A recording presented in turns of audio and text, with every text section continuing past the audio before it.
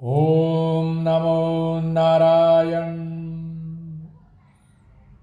ओम नमो भगवते वासुदेवाय। आज सुबह 9 बजे से कल 9 बजे तक एकादशी है। एकादशी पाप मोचन एकादशी, एकादशी पाप मोचन एकादशी सभी प्रकार के पापों का नाश करने वाली कही गई है ये एकादशी। हमने ये जन्म में जो पाप किए, पिछले जन्म में पूर्व जन्म में जो भी पाप किए हैं, तो पाप मोचनी एकादशी के दिन व्रत करने से भगवान श्री कृष्ण वासुदेव के शरण चरण कमल में नमस्कार करें, पूजन करें, जाप करने से हमारे पापों का नाश होता है।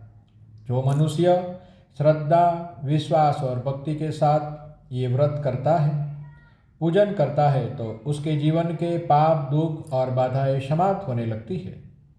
ओम नमो नारायण।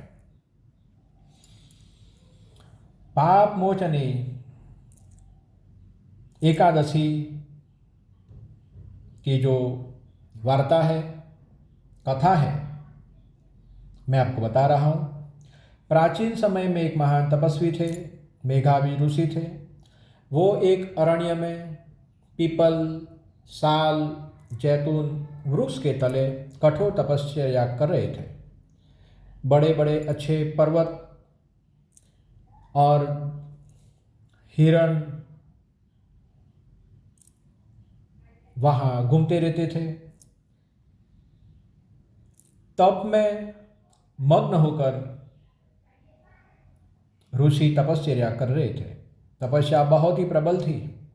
स्वर्ग लोक तक ऋषि का प्रभाव फैल गया था।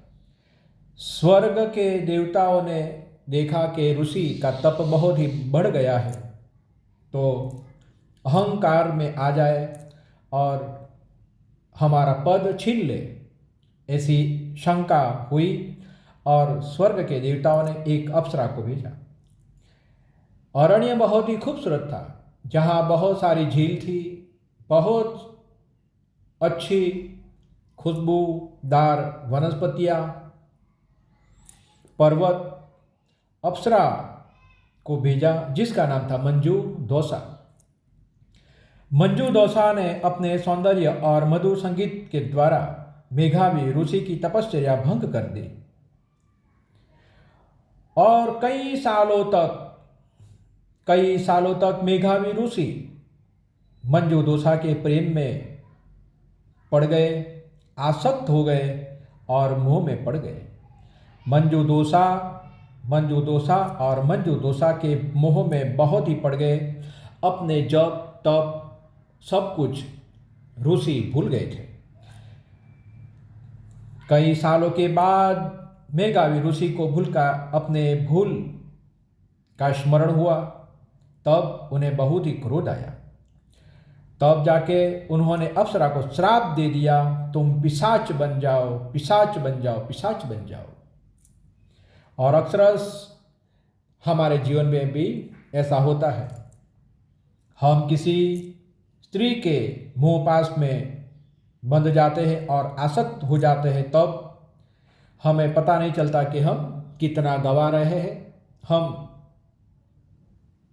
कितने दुर्बल हो रहे हैं, हमें पता नहीं चलता। और जब पता चलता है तब हमें भी क्रोध आता है कि प्रथम हमें हमारे अपने ऊपर क्रोध आता है कि हमने हमारे मन को, चित्त को, हृदय को हमने संयमित न किया और क्रोध आता है।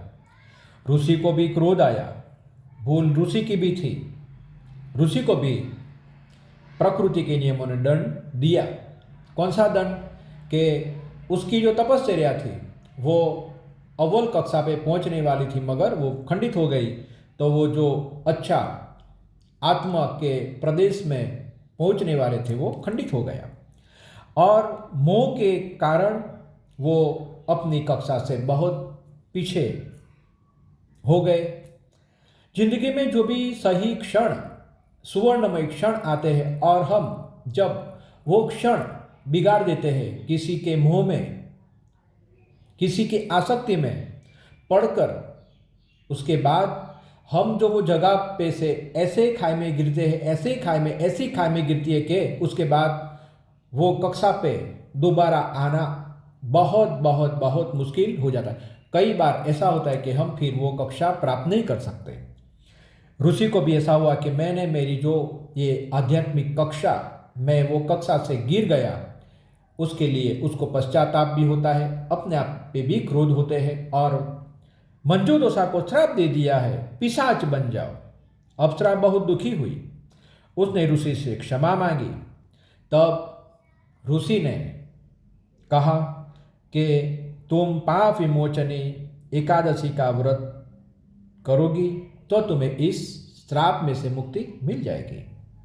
अप्सरा ने पिशाच योनि में रहकर एकादशी का व्रत शुरू कर दिया और पाप विमोचन एकादशी का व्रत उसने शुरू किया। वो फलहार करती, भगवान श्री नारायण के मंत्र का जाप करती और अरण्य में तप करती। उसके तप के द्वारा उसके सारे पाप दूर हो गए, उसकी गंदी मलिन दुष्ट वृत्तियाँ भी खत्म हो गई, पिशाच योनि से वो मुक्त हो गई और परम पवित्र सुंदरी फिर से बन गई। विमोचनी एकादशी का बहुत बड़ा महत्व है, पापों का नाश करने वाली, दुखों को दूर करने वाली। पाप विमोचनी एकादशी कल है, अवश्य इसे करें। ओम नमो नारायण।